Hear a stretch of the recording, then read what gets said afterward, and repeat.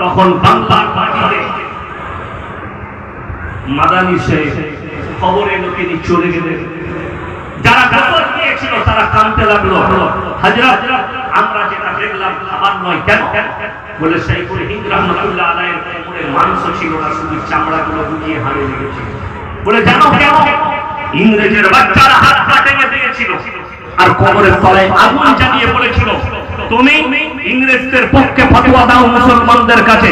তিনি বলেছিলেন আমি হচ্ছি হযরতে বেলালের উত্তরসূরি, সাহাবীদের উত্তরসূরি, তোমরা যদি আমাকে গোটায় আগুন দিয়ে পুড়িয়ে দাও আল্লাহর কসম তোমাদের বিরুদ্ধেই আমার ফতোয়া বেরোবে। জোরে বলুন সুবহানাল্লাহ। আমরা হচ্ছি তাদের উত্তরসূরি। তুমি কাকে মারার হুমকি দিচ্ছ, কাকে কাকে করার হুমকি দিচ্ছ, মার্ডার করা ইনশাআল্লাহ রেডি আছি, শহীদের মর্তবা পাবো। দিনের খাতিরে যদি মৃত্যু চলে আসে দুঃখ নাই, খালি দুঃখ একটাই থাকবে আল্লাহ শুনে নাও। হযরত উমর ফারুক রাদিয়াল্লাহু তাআলা আনহুকে ফজরের নামাজে গুজারি মারা হয়েছিল, সেই বেঈমান আর বেরিয়ে পালাতে পারেনি। হযরতে নামাজ শেষ হয়েছে, হযরত উমর বললে হে সাহাবীরা আমি কাতরা কত বিগত আমাকে গুজারিটা কে মারলো? সাহাবীরা বললেন হে ওমর, হে আমিরুল মুমিনিন, আপনাকে যে ভুজানি মেরেছে সে হচ্ছে বেঈমানের চল লুলু দ্বারা তুমি কত বিগত হয়েছো। হযরত ওমর বললেন আল্লাহর শুকর আদায় করছি আমাকে কোনো মুসলমানে মারেনি। আর তুমি মুসলমান হয়ে তুমি বলছো মেরে দেবো। আরে ভাই, তোমার কাছে কোরআন হাদিসের দলিল থাকলে তুমি দলিল দাও, গালি দিচ্ছ। বুখারী শরীফের হাদিস, যারা অশ্লীল ভাষা ব্যবহার করে, গালিগালাজ করে, এটা মুনাফিকদের এক নম্বর আলামত।